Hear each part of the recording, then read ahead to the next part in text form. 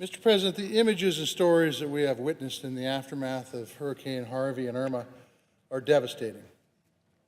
I want to thank every American and every Montanan who has pitched in, who's volunteered, who has donated to help the recovery efforts in Texas and Florida.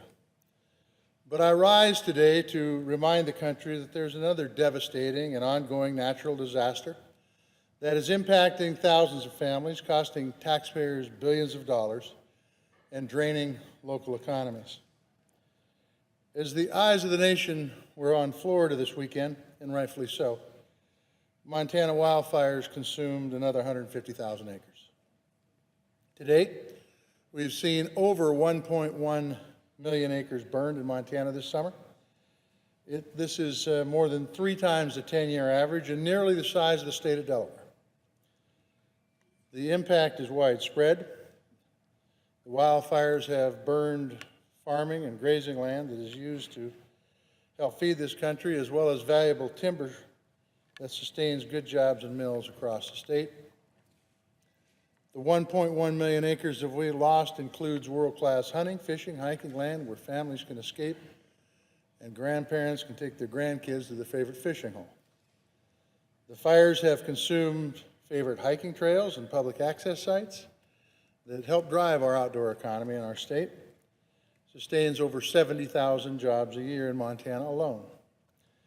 And the smoke from these fires has put our health at risk, the health of our kids and our neighbors,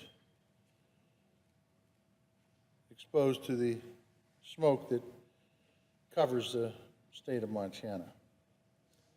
In addition to burning nearly 2,000 square miles, these fires are burning a hole in our budget. As of this morning, taxpayers have paid nearly $350 million to fight the wildfires in Montana alone. Across the West, that number is well over $2 billion. To make matters worse, the Forest Service is borrowing $300 million from other accounts to help fight wildfires. The Forest Service is forced to rob Peter to pay Paul.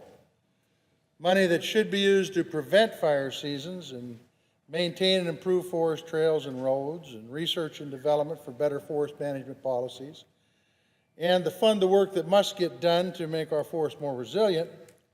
I'm talking about thinning, cutting, removing debris. The Forest Service is also spending money that should be used to mitigate wildfire risk to fight fire.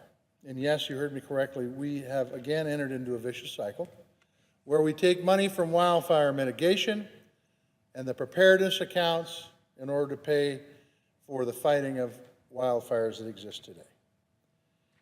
Each year we spend more money to fight wildfires, which leaves less money to prevent wildfires. Now, this is nothing new. Fire borrowing is a trend that we've seen for the last 20 years.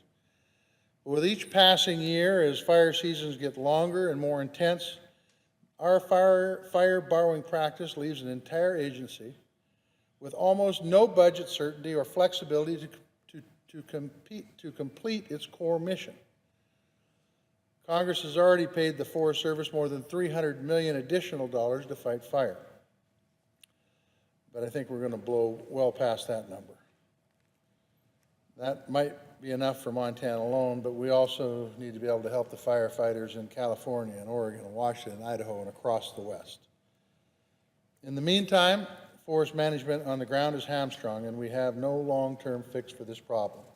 As a result, we're investing less in active forest management, which leaves our forests even more vulnerable to catastrophic wildfires. Frankly, the Forest Service is becoming a firefighting agency, not a forest management agency. And when the fire season ends, our restorative work begins, but only if there's money in the bank to do that restorative work. I am concerned that without immediate action from Congress, the Forest Service hollowed-out budget won't provide adequate resources to restore streams and prepare for spring runoffs. If the Forest Service budget leaves Forest Service employees handcuffed this fall, our clean water, along with our blue ribbon trout streams, will be put at risk. But that isn't all. The impact of this fire season has been felt far beyond our forests. This devastating fire season has undercut Montana's economy and put jobs at risk. I've heard from small business owners who have seen their bottom line slashed during this fire season. A bad fire launches a ripple effect in the region that results in empty booths at the family restaurants and vacant rooms at local motels. Wildfires have left our air quality so hazardous that school recesses have been canceled, high school football and soccer games have been moved hundreds of miles away, and folks wear breathing masks when they go pick up their mail. Farmers and ranchers have lost infrastructure to fire, and extreme drought transformed a very promising spring into an underwhelming harvest.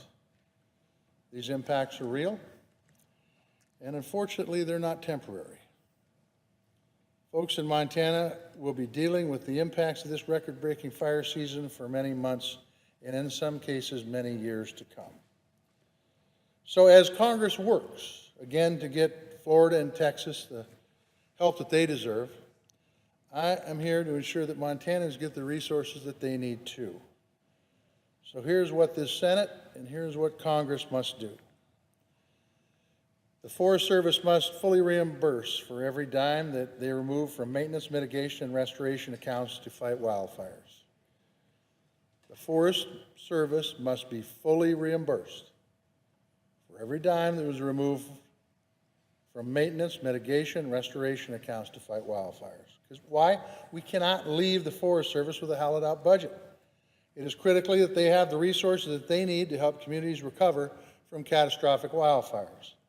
The Forest Service must have the tools to go through a public process so that we can cut more trees and remove the dead and dying debris that fuel these fires. Congress must pass legislation to end the broken way that we fund wildfires so that we can treat wildfire funding just like the natural disaster that it is.